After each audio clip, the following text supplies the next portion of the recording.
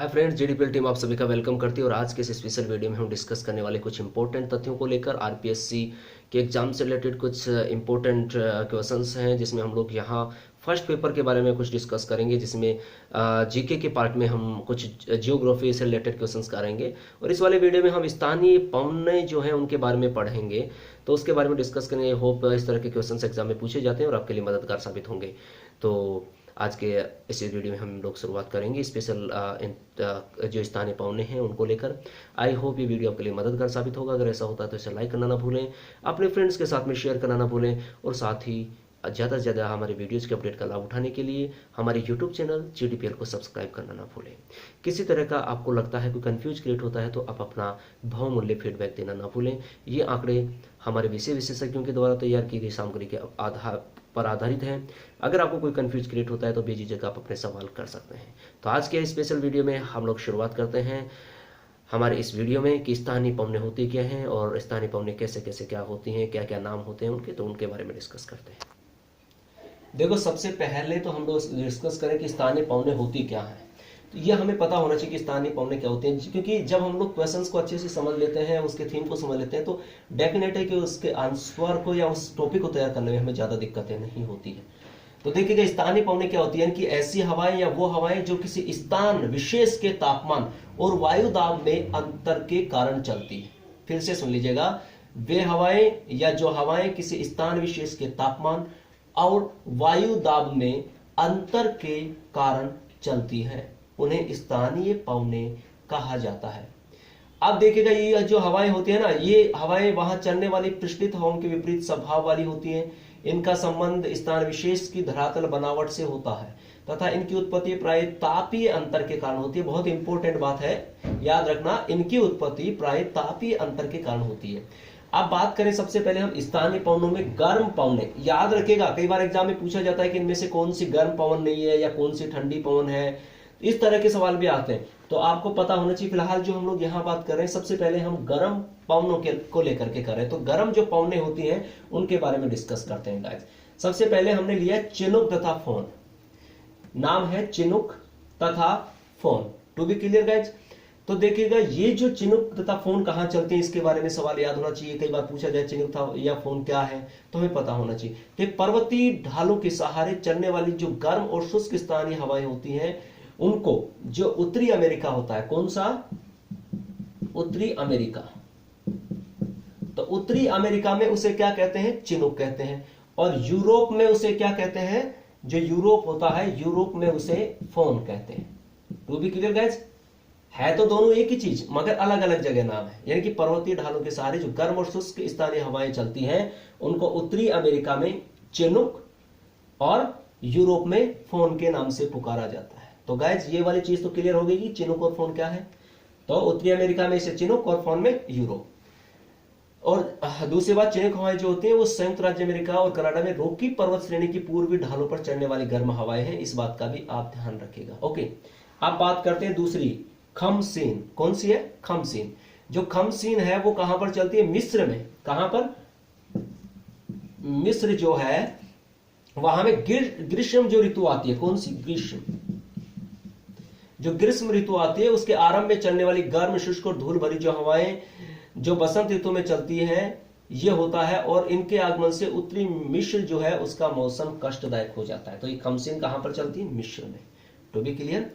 और कब चलती है, मिस्र में ग्रीष्म ऋतु के आरंभ में चलने वाली गर्म, ठीक है। और फिर अब तीसरा जो है हमारा वो है सिमोन। कौन सा है, सिमोन। जो सिमोन है ये जो है सहारा के रेगिस्तान से, कहां से, सहारा के रेगिस्तान से।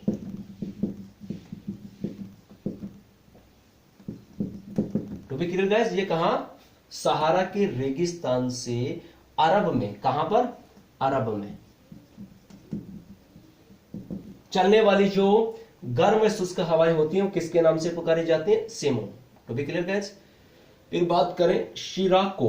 क्या नाम है, शिराको। तो शिराको क्या होती है, शिराको जो होती है वो जो सहारा का रेगिस्तान है, सहारा के रेगिस्तान में अल्जीरिया से उत्तर में भूमध्य सागर की ओर चलने वाली गर्म हवाएं जो इटली, स्पेन आदि को प्रभावित करती हैं। तो ये वाली जो थी सिमोन, ये कहां से थी, सहारा के रेगिस्तान से अरब में।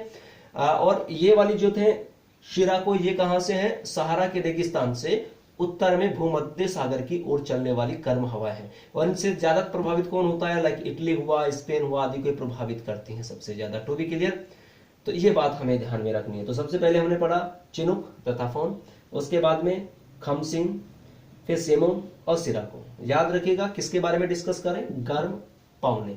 और हमारा टॉपिक का नाम क्या है? स्थानीय पवने। इसके अलावा बात करें तो जैसे सांता आना, कौन सी है? सांता आना है। और सांता आना जो है वो अत्यंत गर्म और धूल भरी हवाएं होती हैं जो दक्षिणी कैलिफोर्निया में सांता आना कैनियन से होकर तटीय मैदानों तक प्रभावित होती हैं। To be clear. फिर बात करें हर्सटन, ठीक है। हर्सटन जो है ये मुख्यतः नाइजीरिया, कहां पर? नाइजीरिया। अगर बात करें इसकी तो नाइजीरिया, तो नाइजीरिया यानी कि अफ्रीका है। तो यहाँ की सहारा मरुभूमि में जो बहने वाली गर्म शुष्क और तेज हवाएं जो होती है उनको क्या कहते हैं? हर्सटन। फिर से सुन लीजिएगा कि नाइजीरिया की सहारा मरुभूमि से बहने वाली गर्म शुष्क और तेज हवाओं को किसके नाम से जाना जाता है? हर्सटन के नाम से जाना जाता है। To be clear guys. और बात करें कि ये जो है हर बटन के आने से अफ्रीका का उष्ण पश्चिमी तट सुहावना और स्वास्थ्यप्रद होता है। इस प्रभाव के कारण गिनी तट पर, किस पर? गिनी तट पर इस हवा को डॉक्टर की संज्ञा दी जाती है। To be clear. अब बात करते हैं लू, और यहाँ लू को ही हम लोग ताप लहरी के नाम से भी जानते हैं। लू के बारे में तो आप अच्छे से जानते होंगे। स्पेशली अगर बात करें उत्तरी भारत और पाकिस्तान के जो मैदानी भाग होते हैं, किसके? उत्तरी भारत व पाक, यानी कि पाकिस्तान जो है, उत्तरी भारत और पाकिस्तान के मैदानी भाग है, उनमें ग्रीष्म ऋतु में साधारणतः दोपहर के बाद में जो तेज गर्म हवाएं चलती हैं उनको किसके नाम से जाना जाता है? लू। ठीक है। स्पेशली कब? गर्मियों में, और ज्यादातर साधारणतः दोपहर बाद चलती हैं। और ये कहां है? उत्तरी भारत में, पाकिस्तान में। To be clear guys. फिर बात करें ब्रिक फिल्टर। जो ब्रिक फिल्टर है वो है ऑस्ट्रेलिया के विक्टोरिया प्रांत में जो चलने वाली गर्म और शुष्क हवाएं होती हैं। कहां पर होती हैं ये? ऑस्ट्रेलिया के विक्टोरिया प्रांत में।